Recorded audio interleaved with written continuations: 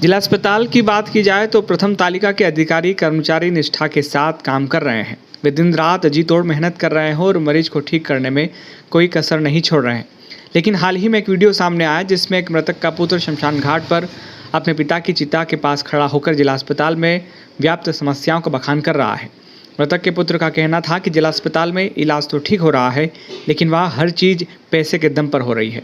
जैसे उसके पिता का देहांत हो गया और देहांत के बाद उसके पिता की बॉडी को ढकने के लिए कंबल की आवश्यकता थी। बाहर खड़े दलाल जो कि कंबल 70 रुपये में देना था, उसे 250 रुपये में दिया गया। मृतक की बॉडी को पीपी किट में पैक करने के नाम पर 200 रुपये लिए गए। जब मृतक को अंत्येष्टि के लिए ले जाना था तो मृतक के पुत्र को जल्दी जल्दी करने का बोलने लगे और मृतक के पुत्र ईश्वर राठौड़ ने बोला कि मेरे परिवारजन कुछ रोड से आ रहे हैं, पिताजी के अंतिम दर्शन करने के लिए थोड़ी देर रुकना होगा। तो नहीं रुकने के लिए भी जबरन का प्रेशर बनाया गया। तब जैसे जैसे करके मृतक के पुत्र ईश्वर ने उन्हें रोका और जब परिजन पहुंच गए तो उसके बाद शव वाहन से मृतक को मुक्तिधाम छोड़ने के लिए भी 400 रुपये देने पड़े। वह मुक्तिधाम में लकड़ियां जमाने को भी पैसे लग गए। शव वाहन वाले का कहना था कि गाड़ी सैनिटाइज करने का शुल्क है। कुल मिलाकर कहा जाए तो मरीजों को व उनके परिजनों को जीते जी लूटा जाता था, लेकिन यहाँ तो मरने के बाद भी लोग नहीं छोड़ रहे। कोरोना के पहले कहा जाता था कि भगवान से डरो, लेकिन अब लोग किसी से भी डरने को तैयार नहीं है, क्योंकि कोरोना से कई परिवार बर्बाद हुए हैं। लेकिन कुछ लोगों ने इस आपदा को अवसर में बदल लिया, जो लाशों से भी पैसा कमाने का हुनर जानते हैं। क्योंकि कोरोना ने भले ही उनको कमाने का एक जरिया सिखा दिया, लेकिन ऊपर वाला सब देख रहा है। भाई साहब, आपका नाम क्या है? सर, मेरा नाम ईश्वर राठौड़ है। कहाँ के रहने वाले हो? गांव कुचड़ो, तहसील जिला मंदसौर, मध्य प्रदेश का रहने वाला। आप यहाँ शमशान घाट पर मैंने आपको देखा। जी। आप किसी की यहाँ अंत्येष्टि में आए, ये कौन है? ये मेरे पिताजी है सर। अच्छा अच्छा। क्या आपको इस जिला चिकित्सालय में इलाज अच्छा मिला? सर, इलाज तो सही मिला मेरे को, लेकिन वहाँ बहुत सारी ऐसी कंडीशन थी कि खुद काम अपने को करने पड़े, कुछ के लिए पैसे देने पड़े तो वो काम हो पाता है। और हर जगह मतलब पैसे का खेल है सर। पैसे का खेल है। तो मैं आपसे एक और निवेदन करना चाह रहा हूँ कि आप कुछ कहना चाह रहे थे कि इनकी डेथ कब हुई? सर, आज सुबह 7:30 बजे। 7:30 बजे। क्या क्या परेशानियों को आपको सामना करना पड़ा? सर, जैसे डेथ हुई और वहाँ के जो आए कवर करने के लिए बॉडी को, हाँ। तो उन्होंने पहले वो बाहर ले गए कि बोलो चलो बाहर से कंबल दिलवाता हूँ। 200-250 रुपये का उन्होंने कंबल दिलवाया बाहर से। फिर वो अंदर लेके आए, फिर बोले कि बॉडी पैक करेंगे। फिर बॉडी पैक करने के बोले कि 200 रुपये आपको वापस देंगे। तो फिर 200 रुपये वहाँ दिए। वहाँ से पैक करने के बाद फिर वो बोले कि आपको जल्दी करना पड़ेगा। मैं कहा पेशेंट घर से मेहमान वो आ रहे हैं देखने के लिए फादर को, तो बोले कि नहीं जल्दी करना पड़ेगा, मतलब डरा के ताकि ये पैसे वो दे। तो फिर यहाँ बाहर आए, टेम्पो वाले से बात की उन्होंने, टेम्पो में बिठाया कि हाँ हमने बात कर ली है, वो रोक लेगा।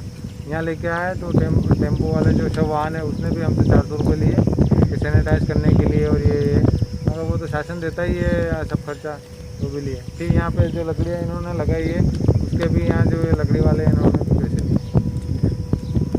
ठीक है, आपकी बात हम सही समय सही जगह पहुँचा देंगे। जी सर। और आप निर्भीक रहना, कभी भी कोई आपसे पूछना है तो उस बात का पूरा बिल्कुल, सही साथ जवाब देना। डरने की सर, किसी से जरूरत नहीं है। और 1 रुपया भी कहीं किसी को देने का आवश्यकता। कल एम्बुलेंस वाले ने मेरे से पैसे मांगे थे, मैंने उसकी शिकायत की थी और उसके बाद डॉक्टर ने आके उसको मतलब डांटा था। तो मैं बिल्कुल निर्भीक हूँ सर। और गरीब लोगों के लिए सर हमने दे भी दिया, पर गरीब लोग क्या करेंगे। ठीक है। निश्चित रूप से इस मंदसौर शहर के लिए एक शर्मनाक घटना है। इस प्रकार का विषय अनेक बार आया है और संबंधितों को बताया गया, पर मेरे ख्याल से कोई ठोस कार्रवाई नहीं हुई। सबसे पहले तो जैसे अगर कोई इसका मरीज का परिजन के मृतक हो जाता है तो जो वहाँ पर जो भी व्यवस्था है वो उसको इस प्रकार से डरा धमका कर या इस प्रकार से ग्रिप में ले लेते हैं कि उसको जेब में से पैसे निकाल कर उनको देना ही पड़ता है। शव को पैकिंग करने से लेकर बाहर गाड़ी में लेटाने तक हर बात के पैसे उनको चाहिए। शासन की व्यवस्था है कि पीपीई किट में बांध रहे हैं, क्योंकि पीपीई किट अगर पहनेंगे तो उठाएंगे तो फट जाएगी, तो एक चद्दर भी चाहिए। तो वहाँ का आदमी आता है बाहर से, जो 50-60 रुपये का चद्दर है वो 250 रुपये में उसको दिलवाता है और फिर बाकी की व्यवस्था वो जमाता है। अगर कोई सक्षम है तो वो सोचता है चलो कोई मेरा तो काम हो रहा है, पर जो गरीब आदमी है उसके लिए निश्चित एक मरने जैसी बात है। और सांसद जी को, अन्य नेताओं को और उच्च अधिकारी को बताने के बाद भी अगर इस प्रकार की कोई कार्रवाई नहीं होती है तो एक इस प्रकार की घटना है कि हमने चौकीदार तो रखा है और चौकीदार आंखें खुली करके अपने घर के बाहर बैठा है और चोर आके चोरी कर रहे हो, कुछ नहीं कह रहा है। तो या तो आपका हिस्सा है या आप अंधे हैं। इसलिए मेरा यह कहना है कि शासन की बदनामी से बचने के लिए आपने बहुत अच्छी व्यवस्था कर रखी है, पर जो नीचे का तबका है, मैं कह रहा हूँ प्रथम फेस के जो अधिकारी हैं या नेता हैं, वो भ्रष्ट नहीं हो सकते। अगर वो भ्रष्ट हो तो देश का उंडा डाल हो जाएगा। तो यहाँ पर जो व्यवस्था है वो नीचे के तबके के लोगों के द्वारा जो किया जा रहा है उस पर अंकुश लगाना चाहिए, और अगर इस प्रकार के कोई मठाधीश हो गए हो तो उनको हटाकर नई व्यवस्था के लिए दूसरे व्यक्ति को देना चाहिए, और पूरी मॉनिटरिंग होनी चाहिए। 3-3, 4-4 घंटे शव पलंग पे पड़ा रहता है।